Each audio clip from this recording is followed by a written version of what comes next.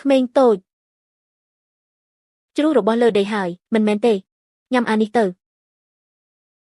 ហេតុអ្វីបានជានាំកូនមកដែរអ្នកមិនបាច់សម្ភាសទេប្រញាប់ចេញទៅជីធនធានក្រុមហ៊ុនបើតាមសម្ដីអ្នកឲ្យតែមានកូនគឺធ្វើការមិនបានតើអ្នកម្ដាយក្នុងអាជីពការងារត្រូវតែរងអានមែនទេ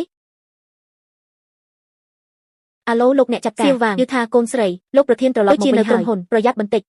មិនទាន់ចូលធ្វើការផងហ៊ានជាមួយខ្ញុំមែនទេនាងប្រកាសជាសម្ដីទាំងនេះមានតែពួកក្រុមហ៊ុនអមនុស្សធម៌នឹងគ្មានមនសិការទេទើបនិយាយបែបនេះក្រុមហ៊ុនយើងផ្ដោតលើមនុស្សធម៌សម្ដីយ៉ាងណាមិញបើរៀបចំទុកដាក់កូនឲ្យបានល្អទើបអ្នកជាម្ដាយអាចស្ងប់ចិត្តធ្វើការបើអ្នកនៅមានតម្រូវការអ្វីទៀតខ្ញុំមកចុះ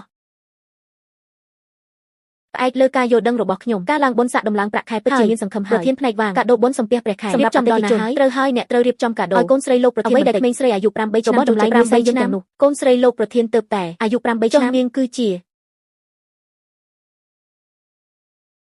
ធានឈាននេះគឺជាបញ្ជីឈ្មោះអតិថិជនទាំងអស់របស់ក្រុមហ៊ុនថាអ្នកមានវិធីអ្វីទេក្នុងថ្ងៃនេះត្រូវផ្ញើកាដូបុណ្យសំពះព្រះខែឲ្យដល់ដៃអតិថិជនមួយខ្ញុំនឹងសួររកអ្នកច្រើនម្លេះខ្ញុំម្នាក់ឯងជូនឲ្យអស់តាមណានេះជាតម្រូវការរបស់ក្រុមហ៊ុនអ្នករកវិធីដោយខ្លួនឯងទៅធ្វើមិនកើតក៏នាំកូនរបស់អ្នកចាក់ចេញទៅមិនមែនអ្នកនិយាយថាក្រុមហ៊ុនឲ្យតម្លៃលើមនុស្សជាចម្បងទេអី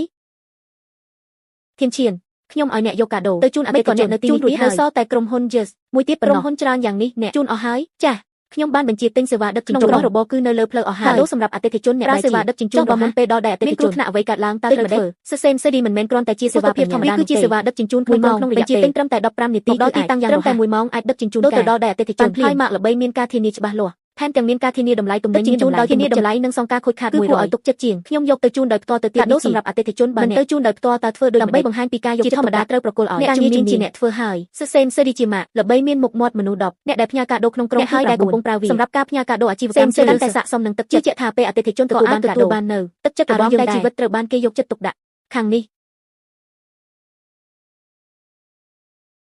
អូនប្រុសរបស់នេះឯងរៀបចំទៅខ្ញុំគ្រាន់តែចង់ឲ្យឯងធ្វើឲ្យមានគ្រោះថ្នាក់បន្តិចបន្តួចតាមផ្លូវដើម្បីឲ្យកាដូនេះមានបញ្ហាបន្តិចដែរសុំទោសយើងមិនអាចធ្វើបែបនេះបានទេខ្ញុំណែនាំអ្នកថាកុំធ្វើបែបនោះល្អជាងបើមិនដូច្នោះទេអ្នកប្រកាសជាស្ដាយក្រោយមិនខានមិនដឹងអីកុំចេះដឹងរឿងអ្នកចាំដល់ពេលមកឯងធ្វើឲ្យអតិថិជនអ្នកទាំងពីរច្បាស់ជាចប់មិនខានការដឹកជញ្ជូនមិនអាចធ្វើអីបានទេមើលទៅមានតែសូប៉ាន់អ្នកសម្របរបស់ក្រុមហ៊ុន Just ប៉ុណ្ណោះអាឡូសម្លាញ់ជួយខ្ញុំបន្តិចមកមិនស្រួលទេអ្នកចាត់ការបុគ្គលិកថ្មីឈ្មោះ Shen Kwan តើប្រាប់គេឯងថាខ្លួនជាកូនស្រីមិនត្រឹមតែដណ្ដើមទៅជូនកាដូអតិថិជនទេថែមទាំងធ្វើឲ្យកាដូរបស់ក្រុមហ៊ុន Just ទៀតផងនោះជាអតិថិជនធំបំផុតរបស់ក្រុមការសហការទៅថ្ងៃមុខ Shen Kwan នៅឯណាហើយគេមកជួបខ្ញុំភ្លាមនៅទីនេះឯកសារនេះ Shen Kwan កាដូសម្រាប់ក្រុមហ៊ុន Just ក៏អាចមានបញ្ហាបានដែរតើឯងអាចទទួលខុសត្រូវឬមិនអាចទៅរួចទេខ្ញុំប្រើសេវា SSMCD កាដូត្រូវបានផ្ញើជូនដោយសុវត្ថិភាពដល់អតិថិជនទាន់ពេលវេលាហើយក៏មានភស្តុតាងបញ្ជាក់ការទទួលលើកលែងតែនិយាយថា Shen Kwan បើគ្មានភស្តុតាងទេកុំនិយាយផ្ដេសផ្ដាសតើមានសាក្សីគ្រប់គ្រាន់ទេខ្ញុំបាននៅអ្នកនិយាយទូរស័ព្ទក្មេងមិនដឹងតើឯងមានសិទ្ធិអីនិយាយនៅទីនេះជឿទេថាខ្ញុំនឹងបណ្ដេញម្ដាយឯងចេញឥឡូវនេះពិតមកតើឯងមានសិទ្ធិអីនិយាយនៅទីនេះណាឲ្យឯងហ៊ាននិយាយជាមួយកូនស្រីលោកប្រធានបែបនេះអ្នកនាងម្ចាស់ហេតុអ្វីអ្នកនាងមកម្នាក់ឯងអញ្ចឹងអ្នកចាត់ការលោកប្រហែលជាច្រឡំហើយនាងមិនមែនជាកូនស្រីរបស់ Shen Kwan សាក់ទីមើលថានរណានឹងត្រូវបណ្ដេញចេញឯងគឺជាកូនស្រីលោកប្រធានចុះហេតុអ្វីឯងរើសរបស់នៅលើដីញ៉ាំបែបនេះនោះគឺជា Ferrandino នំខេកសូកូឡាមួយដុំ 180000 ប៉ុន្តែខ្ញុំនៅតែចូលចិត្តនំបរងនៅខាងក្រោមឆ្ងាញ់ជាង